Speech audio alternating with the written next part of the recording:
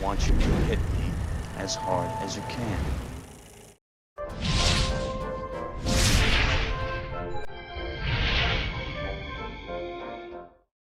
Hello, and welcome back to another chapter of Animation Movies Revisited, where we take a look back at some of the greatest animated films and rediscover the reasons they've left a lasting impression throughout the years. In this episode, we'll be taking a trip to Fitzgibbons Farm, where we'll find Mrs. Brisby and her family, who are the subjects of Don Bluth's dark directorial debut, The Secret of NIMH. Back in my day, by which I mean the hairspray-happy neon nightmare that was the 1980s, filmmakers were unafraid of frightening the daylights out of children, and often ushered them into dark fantasy worlds with movies like Labyrinth, The Dark Crystal, and Return to Oz. It was a magical time in cinema when Hollywood was overrun with malevolent Muppets, entranced by a confounding codpiece-wearing Goblin King, and a transsexual transvestite from Transylvania was transformed into the Lord of Darkness. Themes and characters that would be topics of hot debate by today's standards were considered groundbreaking and bold, and this extended to the world of animation as well. And so, in the spirit of honoring a film that left an indelible mark on my generation, I invite you to join me in the year 1982, when Don Bluth's The Secret of NIMH was unleashed on the unsuspecting imaginations of children across the globe.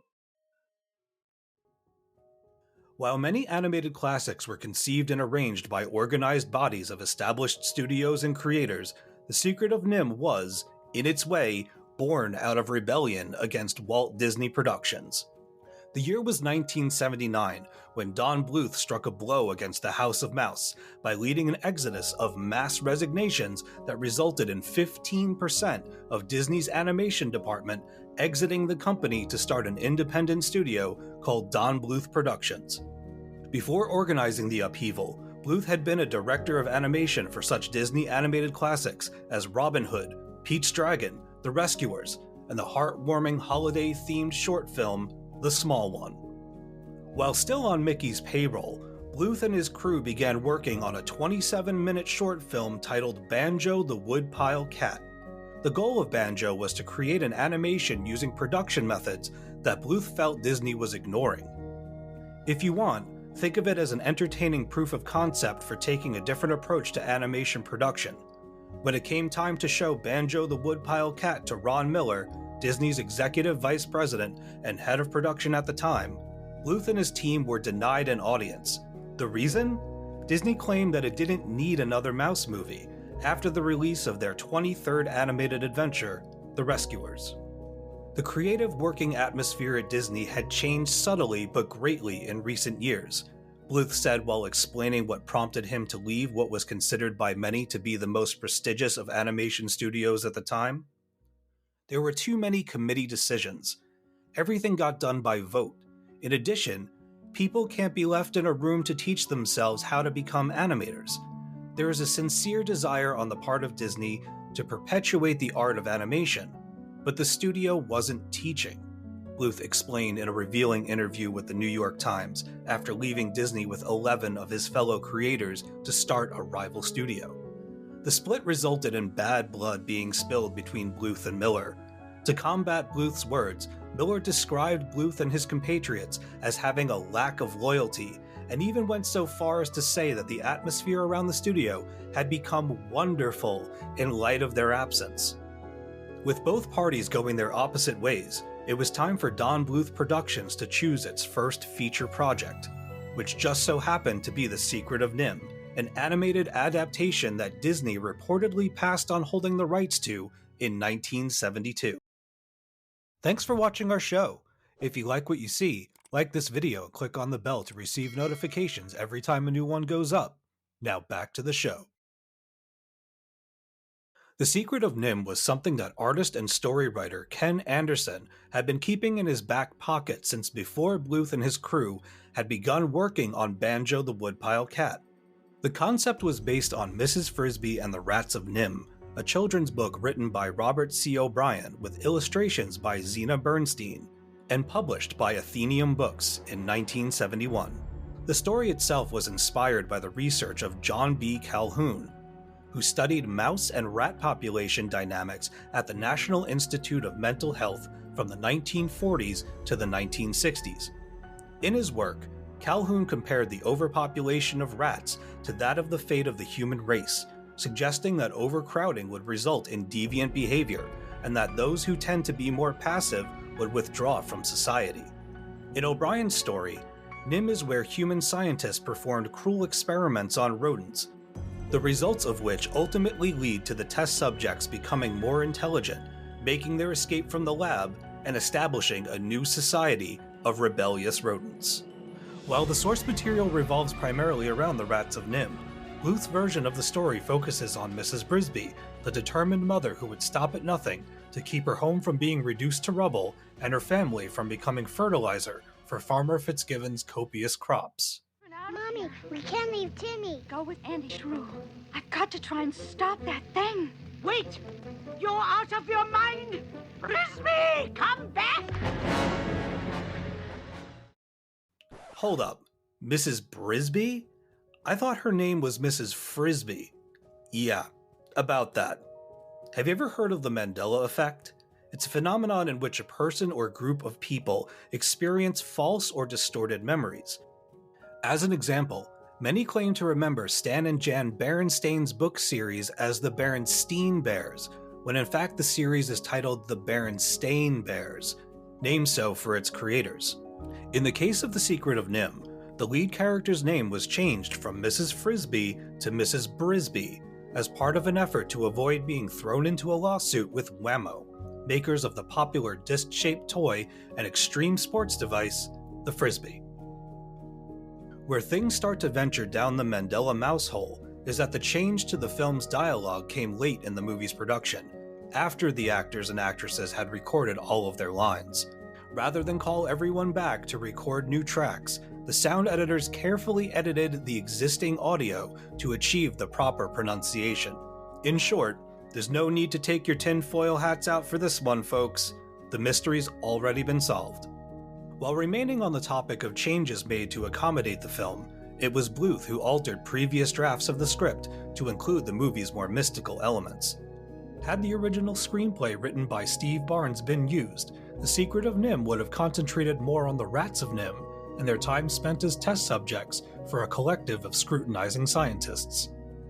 By introducing elements of magic and spiritualism to the story, Bluth felt it gave Mrs. Brisby's heroic journey a more fantastic quality, and provided the animators with an opportunity to reflect the development of her inner strength by way of an object that the audience could see.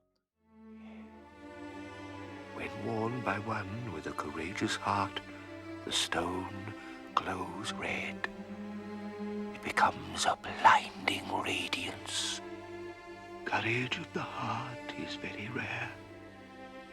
The stone has a power when it's there. I'm referring, of course, to the mysterious amulet given to Mrs. Brisby by the wizard Nicodemus. Like the Orin from The Never-Ending Story, or the Goblin King's glass orbs from Labyrinth, Mrs. Brisby's amulet is perhaps the most iconic prop from The Secret of NIMH, with versions of the pendant being sold by the dozens at con booths, as well as the e-commerce company Etsy. Other changes to the original script include the omission of another character named Isabella. Described as an inquisitive young woman with the gift of gab, Isabella was known to have taken a shine to Justin, one of the more upstanding and sword-savvy rats of NIMH. In the end, Isabella was cut from the script, with several of her lines going to the prophetic Nicodemus. The character Jenner was also given a larger role in the film. In O'Brien's novel, Jenner is mentioned in passing as a traitor to the rats of NIMH, but in Bluth's big screen debut, he's a murderous menace whose goal is to rule the rodent community with an iron grip. Wait, my friend. I smell an opportunity. What? Maneuvers of this nature are dangerous. Accidents could happen. Accident? Jenner? I'll explain later. When it came time to select who would voice the characters in The Secret of NIMH, writer-producer Gary Goldman set out to find individuals that were both exciting and strange. Playing the part of the intrepid Mrs. Brisby is the beguiled and walking tall actress Elizabeth Hartman. with the legendary Dom DeLuise taking flight as the clumsy crow looking for love, Jeremy. Other cast members include Arthur Mellett as the crotchety and reclusive mouse, Mr. Aegis, Derek Jacobi as the knowledgeable Nicodemus, Hermione Baddeley as the Fitzgibbons Field Karen turned courageous caretaker, Auntie Shrew, Paul Shinar as the villain Jenner, and Peter Strauss as the voice of Justin. Additionally, and I was surprised to learn this myself, but the voices of two of Mrs. Brisby's children are provided by none other than Star Trek alum and frequent guest star of The Big Bang Theory, Will Wheaton, as the voice of Martin, and 90210 and Mallrats actress Shannon Doherty as Teresa. Doherty even wore a version of Teresa's signature bow to help get into the headspace of the character while recording her dialogue. Auntie Shrew, Timmy's sick. Patience, my pet. Why do ages? Timmy's sick. Timothy is very ill. Timmy ill? How dreadful. The Secret of NIMH, with its haunting briar patch interiors, psychedelic tree hollows, and subterranean sleeping quarters, needed a score that would reflect the film's opulent atmosphere and the impending sense of doom that comes with Farmer Fitzgibbons finally being ready to reap the rewards of a harvest well grown. This is where multi-award-winning composer Jerry Goldsmith comes into the picture. Known for his work in film and television, Goldsmith had arranged music for such memorable series as The Twilight Zone, Perry Mason, and the CBS anthology drama Playhouse 90. With regard to feature films, Goldsmith composed the music for some of Hollywood's heaviest hitters, including Chinatown, The Omen, Poltergeist, Total Recall, Gremlins, Alien, and so much more. Honestly, look this dude up. His list of credits is incredibly impressive. For The Secret of NIMH, Goldsmith gathered 70 musicians from London's National Philharmonic Orchestra and 16 members of the Ambrosian Singers to contribute to the soundtrack. This would be Goldsmith's first composition for an animated feature, and research has shown that he was overjoyed to be a part of the team. Goldsmith saw the project as a bold new challenge and was said to have put his heart and soul into every note recorded for the score. Speaking of challenges, Goldsmith ran into plenty when faced with the task of arranging music for scenes that were unfinished. Sometime after the film's release, Goldsmith said that the soundtrack for The Secret of NIMH was one of his personal favorites. Among those blown away by Goldsmith's dedication to the film were Bluth and Goldman, who said that Goldsmith volunteered 3 weeks of unpaid time to fine-tune the score and make certain that it was everything he hoped it would be. Presented entirely through the art of 2D animation, The Secret of NIMH displays 600 colors throughout Mrs. Brisby's life-affirming adventure, 500 of which were developed by Don Bluth Studio. Each environment was represented using a perfect painting, amounting to 1,000 in total for the duration of the journey. Effects animators then applied their skills to bring these images to life, making water babble and bubble, sunlight shine through trees like brilliant beams of fire, and wind howl like a banshee passing through cobwebbed hollows.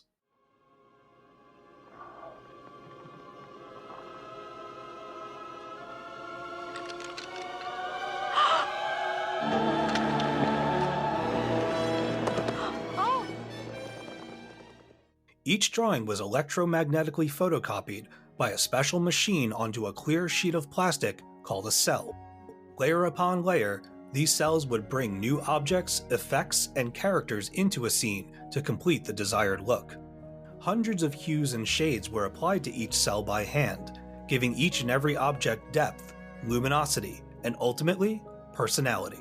Bluth also used 2 handheld cameras called multiplanes to add luxuriance to the classical animation. Positioned 8 feet above the floor and pointed downward, the multiplane camera systematically shot each cell resting on its own individual layer. After multiple passes with the camera, the layers are then compressed to make the final, dynamic image. Some scenes required as many as 12 passes before the desired effect could be captured and made ready for the next part in the animation process. Much like Brad Bird's The Iron Giant, which we've covered in a previous episode of Animation Movies Revisited, The Secret of NIMH was a victim of poor promotion in the lead-up to its theatrical release. Those who invested in the film were expecting a wide release in at least 1,000 theaters, but MGM and United Artists Entertainment opted for a limited release, and only brought the story of Mrs. Brisby and the Rats of NIMH to 100 screens. Eventually, the movie played in as many as 700 cinemas, though the total was still well below what the team at Bluth Studios had been promised. That said, after 26 weeks at the box office, The Secret of NIMH more than doubled its production budget of $7 million, with $14.6 million in worldwide receipts. Thankfully, The Secret of NIMH became a hit on the home market after being released on a series of formats, including Super 8, VHS, Betamax, Laserdisc, and more. Despite the VHS version being listed at the price point of $79 per rental, the film eventually went gold and sold over 25,000 copies. The Secret of NIMH was also a critical success, with many reviewers praising the film's jaw-dropping artistry, mature themes, and emotional output. In 1998, The Secret of NIMH received a direct-to-video sequel titled The Secret of NIMH 2: Timmy to the Rescue. Directed by Dick Sebast, the plot revolves around Mrs. Brisby's son, Timmy, and his return to Thorn Valley. As the events of the film play out, Timmy finds himself struggling to live up to his father's legacy when chosen to become the new leader of NIMH. Only Dom DeLuise and Arthur Mallet reprise their roles for the sequel, with stars the likes of Doris Roberts, William H. Macy, and Ralph Macchio adding their voices to the mix. Lamentably, fans of the original film were upset by Bluth's lack of involvement with the sequel, and so Timmy's rise to power was cast to the bottom of Walmart bargain bins across the globe, where copies still remain to this day. Seriously, just dig for them, they're at the bottom. Other NIMH projects include several attempts to remake the original, with the first coming from Paramount Pictures in 2009. Though, I think it's safe to say that Paramount's NIMH project is dead, especially since in September of 2021, it was announced that a series based on Robert C. O'Brien's Rats of NIMH book series is in the works at Fox. With a script commitment already in place, the series plans to adapt all 3 books in the NIMH trilogy, including Rasco and the Rats of NIMH, and R.T. Margaret and the Rats of NIMH, both written by O'Brien's daughter, Jane Leslie Conley. Having watched The Secret of NIMH for the first time in several years for the purpose of this video, I admit that it was difficult not to watch the film through nostalgia-tinted glasses.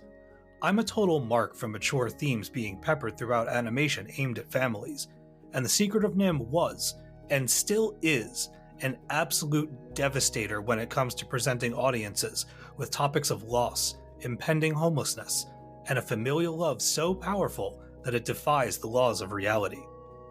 Bluth and Company gave animation enthusiasts an absolute stunner of a film by bringing 1,000 paintings to life and populating them with enchanting effects and colors the likes of which no one had seen until Bluth and his team manipulated the spectrum to their will and whim. If there are any knocks to be made against the movie, it's that the origin story of the Rats of NIMH feels superfluous when told alongside Mrs. Brisby's mission to heal her ailing son Timmy and rescue the rest of her family before a plow can grind them into mouse meat. There's also something to be said about the film being a bit too mature for young audiences, which, like it or not, are the target audience for a movie such as this. I've asked several people about their experiences with The Secret of NIMH, and more often than not, I've encountered similar versions of the same reply. That movie f***ed me up. While I delight in NIMH's nightmarish imagery, Mrs. Brisby's perseverance through seemingly impossible odds, and majestic art that's reflected in every aspect of the Fitzgibbons Farm setting, I'm going to give Don Bluth's The Secret of NIMH 8 Buzz Lightyears out of 10. As a cultural touchstone and a glittering gem of the animation medium, The Secret of NIMH remains an astounding debut from a studio that worked hard to divorce itself from Disney and establish itself as a force to be reckoned with. I would recommend that you tread lightly when introducing this animated classic to your children, even if I, and people like me, turned out just fine. Right? Right? That's all, folks. We'll see you next time.